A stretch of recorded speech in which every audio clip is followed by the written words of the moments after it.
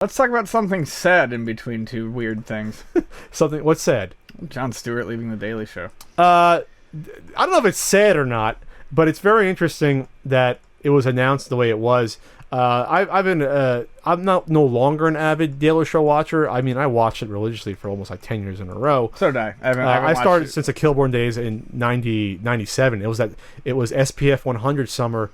The same summer South Park came out is when Daily Show came out with Kilborn. People forget that. I think it was 97. Yeah. It's not sad. It's interesting that Stewart's deciding to leave after all this time, especially before a huge presidential election a year away, since that's how Stewart got big, was in 2004 with that election. But going backwards, so the original Daily Show, if you can see clips, totally not what it is now. It was literally originally like a spoof on news shows. They have goofy stories. Politics, it didn't really lean political that much. Kilborn was more the fun guy. He was from SportsCenter. He was one of the more popular on SportsCenter. Did the show for a couple of years. Liz Winstead helped create it. And then Stewart came on in early 99 and then went in a different direction and gradually made it more political. And then in 2004, by the time about 5 years in, when he was on the cover of like Time magazine, and he has the America book come out, the Daily Show book, I think it was a year or two after that, and all of a sudden, this is a huge thing. First and foremost, yes, a comedy show.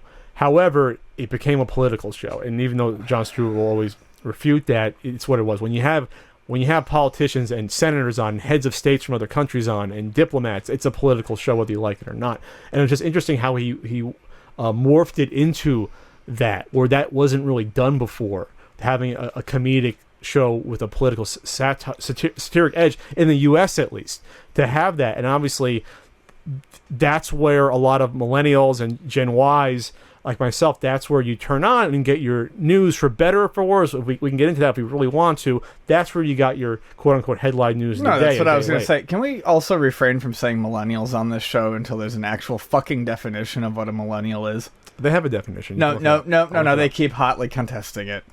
Hotly? Okay, so it's you have to be born after this year. No, you have to be born after this year. Reaching adulthood around the year 2000. Okay, go ahead. Anyways, yeah, I'm not... it is where a lot of people our age got their news from, especially in the mid-2000s. I don't know. Anyways, Jon Stewart leaving. It was always known that he couldn't do it forever. Was that 16 years he's been doing it? Yeah. I mean, 99, so 16 years. It's sad because it's the end of an era. It's not necessarily sad because, he's leaving too soon. I think it's more of a passing of the torch sort of thing. Colbert left, and, Stewart's leaving, and, you're ushering in a new wave of comedians who are trying to fill the same roles that they are. These are... You're getting people in who learned from Stewart and Colbert. I'm interested in seeing what these shows look like after they've settled themselves in. I think they have to be careful, real careful, and this is why. While Stewart, we're gonna try. We don't usually talk about politics. Stewart's a left of center guy, but he's very reasonable most of the time, and he'd even have on great interviews with conservatives where it wasn't them just yelling at each other. Charles Krauthammer, who's conservative, I guess, pundit or thinker. Go look for their conversations, like a half hour long, 40 minutes long. They go back and forth, and just reasonable conversation, putting their ideas back and forth from different sides. And that's what Stewart could do. He has the ability to do that. Not everyone could do that, unfortunately, especially on a show like on a Comedy Central show where it's. I fear for whoever comes in to be. I don't think they'll be able to replicate that. They might go more. They're definitely not going to go more right, but they might go more left, and then you might have an entirely different show at that point. Then it's almost like watching Rachel Maddow at that point. I think that's a bit fucking extreme. I'm just saying that's the potential. If you watch the show, they don't. Most of the correspondents they have more of a left-leaning agenda versus even neutral.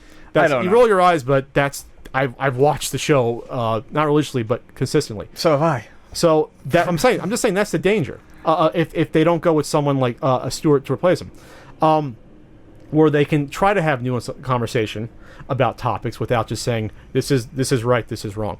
even though quote unquote it's a comedy show. Which is one of the I want to call it slam. One of my criticisms of Stewart is just that, though, is that he goes on Crossfire almost 10 years ago when you had Paul Begala and that stupid idiot with the bow tie, and skewers them for saying you are not raising the public discourse. You have a responsibility to do that.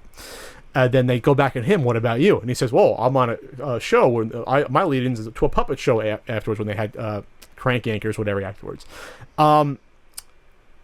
That's too much of a shield, though, because when you got to Stewart's sort of height and his sort of knowing all these politicians and having on heads of state, I thought he did a good job, but it wasn't perfect. Responsibility to the public discourse himself, and he did try to raise the bar. Yeah, but didn't his actions speak for him? I mean, maybe he. Why is it bad for him to kind of deflect that? I mean, why does he have to step up and say that he is raising the bar? I mean, why can't his show just do that naturally? Because his show became totally political. Right. Right, but he doesn't have to state that. It's obvious that that's what it is. He has to practice it. What I'm saying is he didn't do good enough a job doing that. Maybe that's me trying to hold him to a high enough standard.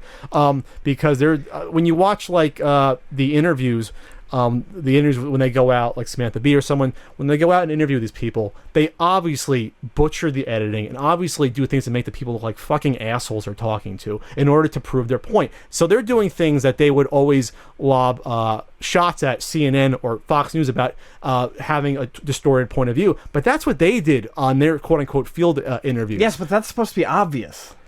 It's not always, though. Yeah, but if the audience isn't catching that, that's not the show's fucking problem. That's the audience's problem. I will agree to disagree there. I think that if you're, quote-unquote, you're trying to raise a public discourse, you can't err on the side of comedy if you have political slants on what you're doing. I think that's the only way you can talk about it anymore. No, I disagree. But I'm not saying he did a bad job overall. But that's the one part of Stewart's personality I just didn't like, was that he was always like, "Oh, you have to do this and that," but I'm just a comedian. It's like you can't have it both ways. You can't have your cake and eat it too. Either way, it is sad to see Stewart leave, but he must be burnt out.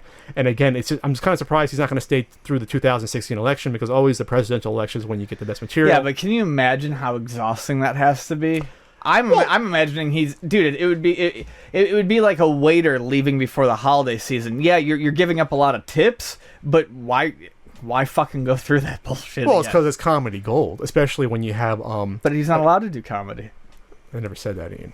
It's comedy gold because especially how it is in 2012 when you're going to have like 14 or 15 way too many Republican primary debates itself. It's just the comedy gold he could have stayed around for. Then, of course, with Hillary and everything else, it would be I'm great sure fodder. he could have a field day, but I mean, I understand him. I would leave before the He would election. leave before he gets totally burnt out. Yeah, because that's going to kill him. And so he hasn't revealed what he's going to be doing. He did just direct a movie that came out to lukewarm response, didn't do well at the box office, but he's trying to do other stuff, and it's a big run. I mean, 16 years on one show, any show, whether it's a talk show or not, that's a huge run. And we're talking, 280 days a year doing it. Yeah. Whatever it is, 4 days a week for probably, 46 weeks a year, whatever it is. Godspeed, John.